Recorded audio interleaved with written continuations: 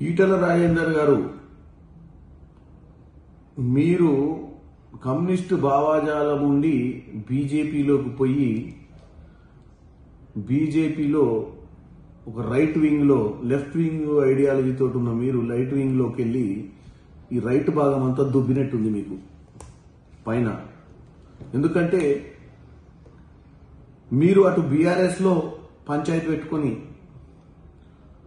బీజేపీలకు పోయి అక్కడ పరిస్థితి అర్థం కాక ఏదో అధ్యక్ష పదవి ఇస్తారు, ఇక రాష్ట్రాన్ని ఎలగబెట్టి మళ్ళీ ఒకసారి ముఖ్యమంత్రిని అయిదామని మీ పిచ్చి ఆలోచన నడుస్తలేదని ఆ బీజేపీల ముదిరిపోయిన నాయకుల్ని మిమ్మల్ని ముందల పడనిస్తలేరు.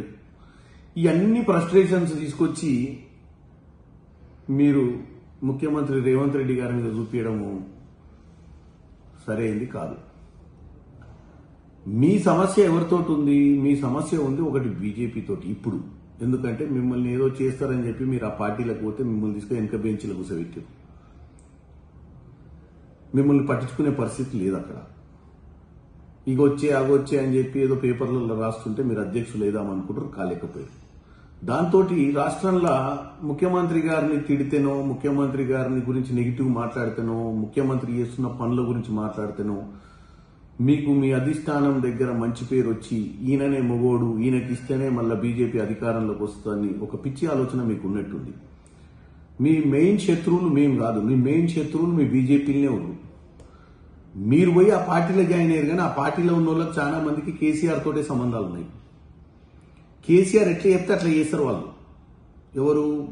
రాష్ట్ర బీజేపీ నాయకులు కొంతమంది. వాళ్లకు ఆల్రెడీ కేసీఆర్ ఇన్స్ట్రక్షన్ ఇచ్చిండు, నిన్ను లోపలనే మూసేయమని. ఆ పార్టీని ఆయనకి ఏమి ఇవ్వకుండా, ఏమంటారు, శ్వాస ఆడకుండా ముక్కు మూతి మూసేయమని చెప్పారు. అది మీకు తెలియక మీరు ఏం చేస్తున్నారంటే ఎటు పోయి పిచ్చికి రాయి ఇచ్చినట్టు వాని మీద కొడదామా వీని మీద కొడదామా, ఎందుకంటే వాళ్ళని ఏం చేయలేరు లోపల ఉన్న వాళ్ళని. ఇంకొక ఆయన ఏం చేయలే, ఆయనే బయట చేసింది నిన్ను. ఇప్పుడు వచ్చే ఎవరి మీద? అవతల ప్రజాపాలన నడిపిస్తున్నటువంటి ముఖ్యమంత్రి రేవంత్ రెడ్డి గారి మీద విరుచుకపడితే మీకేదో గుర్తింపు వస్తున్నట్టుగా మీరు ప్రయత్నం చేస్తున్నట్టుగా అనిపిస్తుంది. నేను ఒకటే చెప్తున్నా, ప్రజలు కన్నీళ్లు పెట్టుకుంటుంటే మీరేదో రేవంత్ రెడ్డి గారు సంతోషపడుతుండు, ఆనందపడుతుండు ప్రజా కన్నీళ్లు చూసి అని మీరేదో అంటారు. అటువంటి పరిస్థితి ఏం లేదు. ఇలా సన్నబియ్యం తినిపిస్తున్నాం ప్రజలకు, కన్నీళ్లు ఉండొద్దని. పండగ వండుకొని తినేటోళ్ళకు సన్నబియ్యం. నువ్వు కూడా రెవెన్యూ శాఖ మంత్రి, నువ్వు కూడా ఫైనాన్స్ మినిస్టర్గా ఉన్నప్పుడు మరి అప్పుడు నువ్వు ఇటువంటి ఆలోచనలు ఏం చేయలేదు. సరే, మీ దొరవారు నీకు అంత ఆలోచన కూడా రానియలేదు, నువ్వు చేయలేదు, అది పక్కన పెట్టు. కానీ ఇప్పుడు చేస్తున్న ప్రభుత్వం మంచి పథకాలు, ఒక లెఫ్ట్ భావాజాలం ఉన్న వ్యక్తిగా పేదల కోసము సన్నబియ్యము, పేదల కోసము ఉచిత కరెంటు, పేదల కోసము ఉచిత బస్సు, పేద మహిళల కోసం ఇంటిగ్రేటెడ్ స్కూల్స్, 60,000 ఉద్యోగాలు, ఇవన్నీ మీకు కనపడతలేవా రాజేందర్ గారు? కేవలం నీకు బీజేపీల పోస్ట్ కోసం అని చెప్పి నువ్వు ఏదో మాట్లాడితే అవన్నీ చెల్తాయా? నువ్వే ఉత్తరం రాసినావు. నీకు కూడా మూసీకి నీ దాంట్లోనే పోతుంది. వరదలు వచ్చినప్పుడల్లా నీ ప్రాంతంలో కూడా కుకట్పల్లి అటువంటి ప్రాంతంలో మొత్తం మునిగిపోతుంది. హైదరాబాద్ ఏదో మంచి చేయాలంటే హైడ్రాని తీసుకొచ్చి ఎక్కడో ఒక ఇల్లీగల్ కన్స్ట్రక్షన్స్, నాలాల మీద, చెరువుల మీద కబ్జాలకు గురైన వాటిని క్లీన్ చేస్తా అంటే ఎన్నైనా పెట్టుకోమని హైడ్రాలని చెప్తున్నావు. కాబట్టి రాజేందర్ గారు, ఇక నేను చెప్పుకుంటూ పోతే మీరు మాట్లాడే మాటలకు అర్థం పర్థం లేదు. మీ సమస్య మాది, మీ సమస్య మేం కాదు.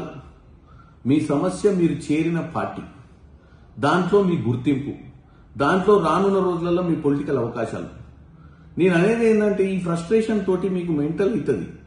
కాబట్టి మీరు చాలా కూల్గా ఉండి ఆలోచించాల్సిన అవసరం ఉంది.